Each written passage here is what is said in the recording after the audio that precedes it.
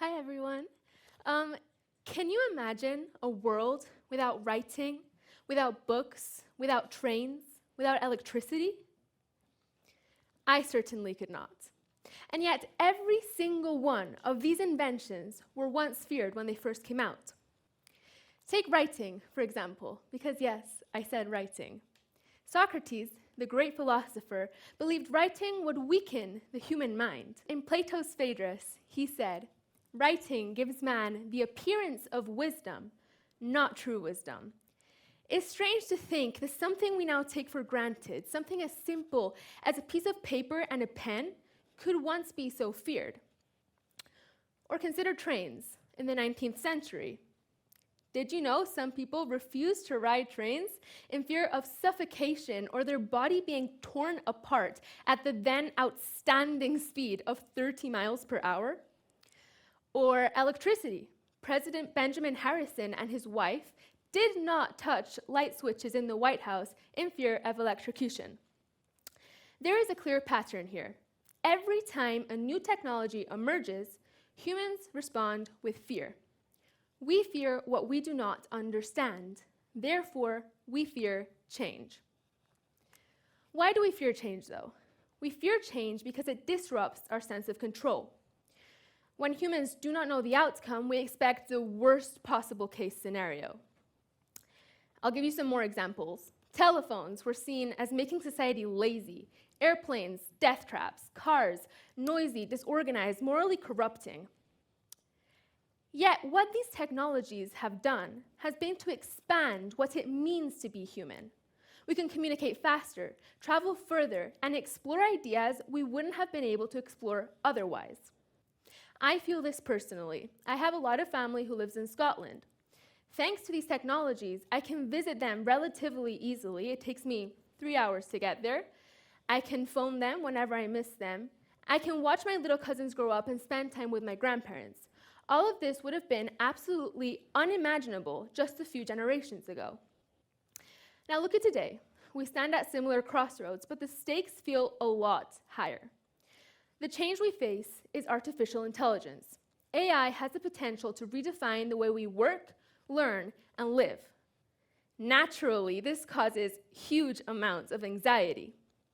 People are worrying about creativity, about jobs, about society itself. Yet, let's pause. Let's take a step back. AI cannot feel or experience or live in the way humans do. It cannot feel love or joy or sorrow or passion. It cannot pour its own emotion into a song or into a painting. What AI can do is analyze massive data sets, perform repetitive tasks tirelessly, and it can hold the amount of knowledge that I can't hold in my mind, you can't hold in your mind, and all of us in this room together cannot hold in our minds. AI can also improve productivity in ways that feel personal and meaningful. I'll give you another example. My grandmother from Spain volunteers at a church. Very often, she has to figure out the logistics of where to send someone depending on what they want, what they need, where they live.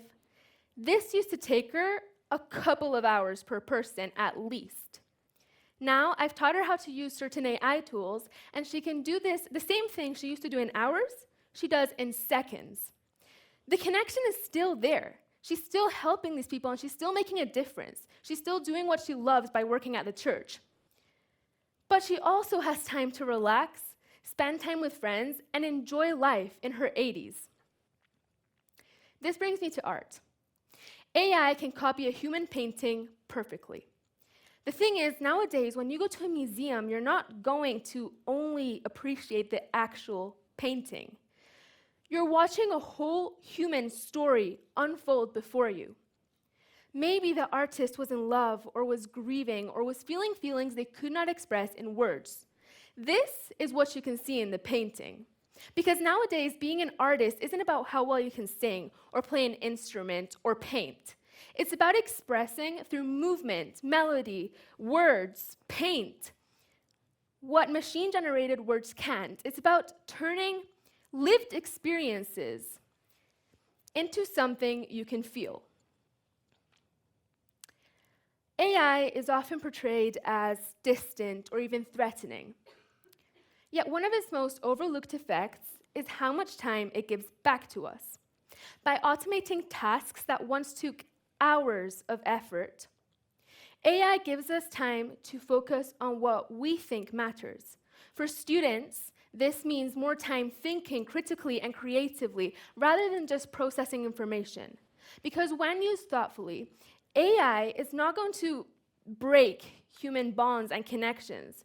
What it's going to do, it's strengthen them by removing the barriers that once limited them.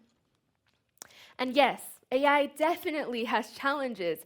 It consumes energy, carries huge risks of misuse, and can amplify existing inequalities. But every technological revolution has come with challenges, and humanity has been able to adapt. What we have to do is use AI responsibly and thoughtfully to create a better future. Because AI is a tool, and the person behind the tool has to care, has to be curious, has to be responsible.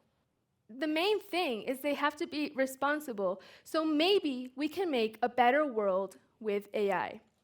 I think what I'm trying to say is we have to change our way of viewing change. Because the future is uncertain and change is inevitable, technology is inevitable. But it's up to us to nurture, share, and take care of our humanity. Thank you.